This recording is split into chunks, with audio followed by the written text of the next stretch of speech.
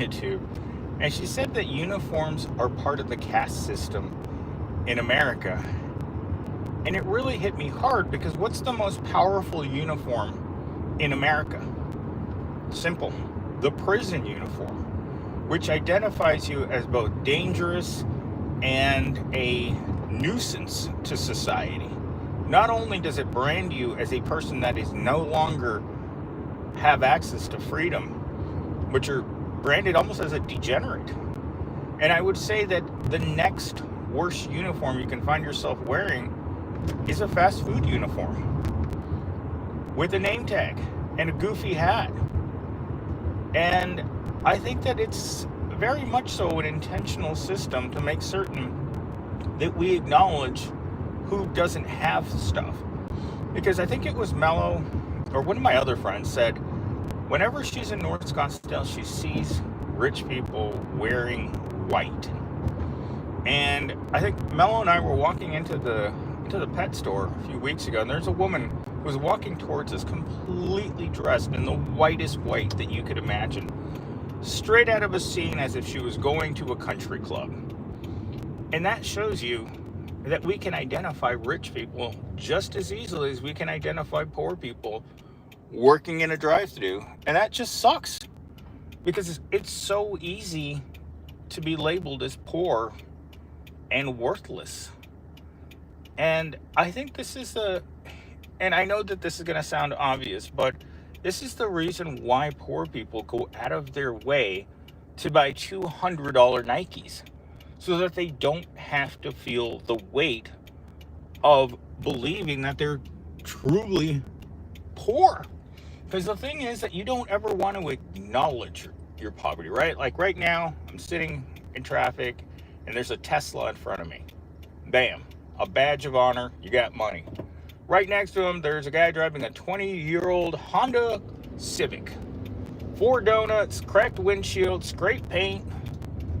That car doesn't say money to me. In fact, it says I'm going to my fast food job right now, and I don't have money to drive the Tesla that's right next to me. And that's the sad part about our society, is that poverty literally can be on the other side of you. And you can't fake the funk, right? Well, unless you smell like funk, and then, oh my God. I was actually talking to one of my coworkers the other day, and he works in another state, and he was telling me that they once had this guy working for them that smelled so bad that they had to report him to HR to get him to bathe. But again, what do you associate with poverty?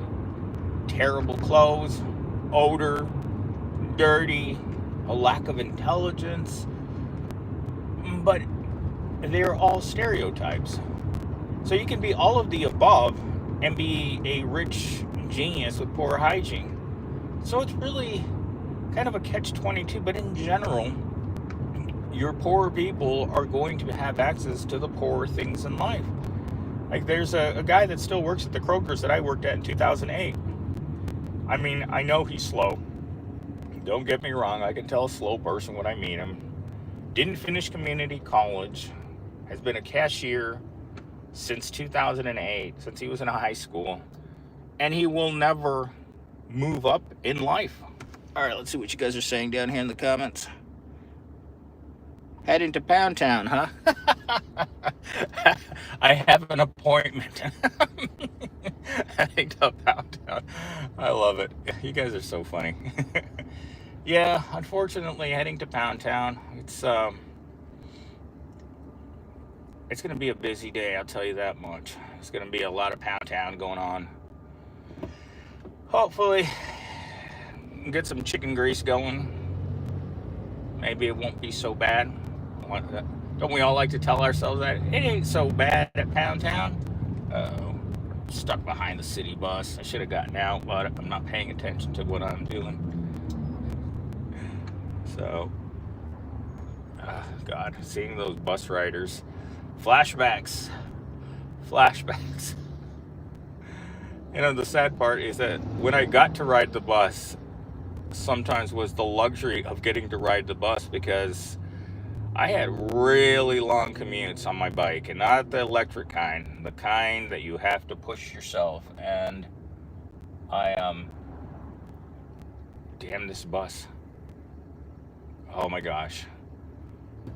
You know, the worst part about riding the bus is the other bus riders, because you know the kind of people who ride the bus, right? They ain't got no money. So they'd get on the bus and either they'd count out their pennies to pay for $5 worth of bus fare, or they would they'd ask for a free ride. And usually the bus driver, I would say that 9 out of 10 times that a bus driver got asked for a free ride, they would say yes.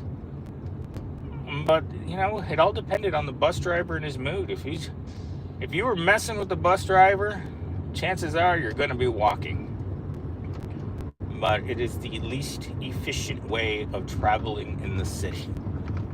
They're so slow.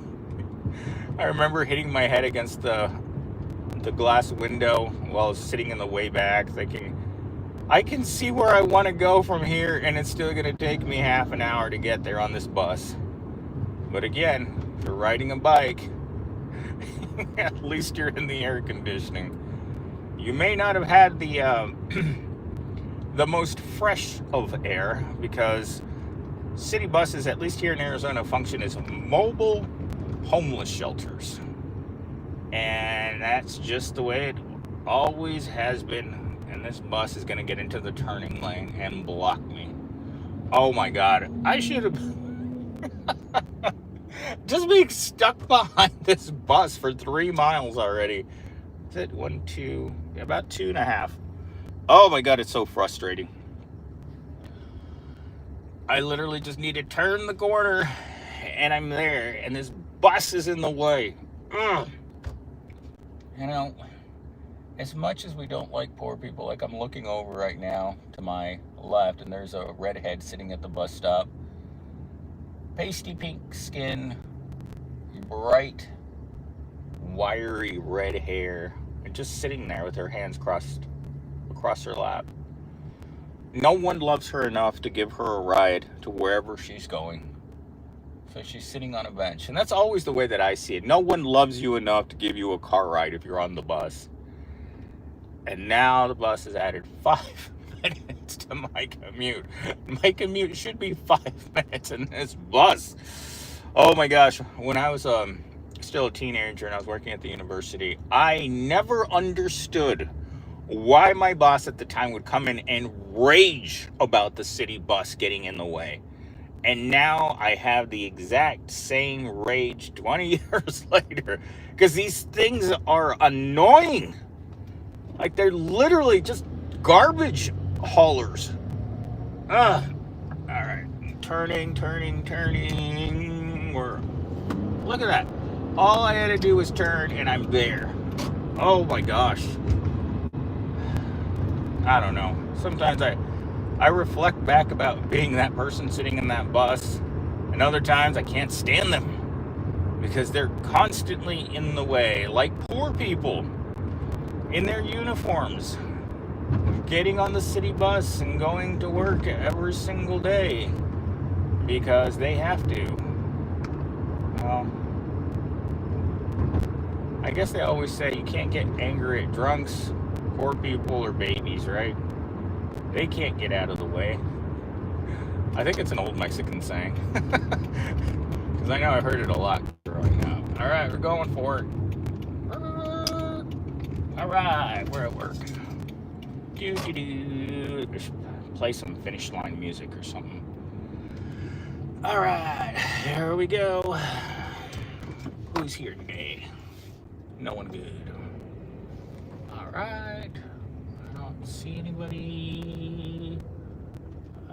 Just the usual work suspects. All right. And we're here. All right, folks. I'll read your comments later. I got to get into the good old Pound Town.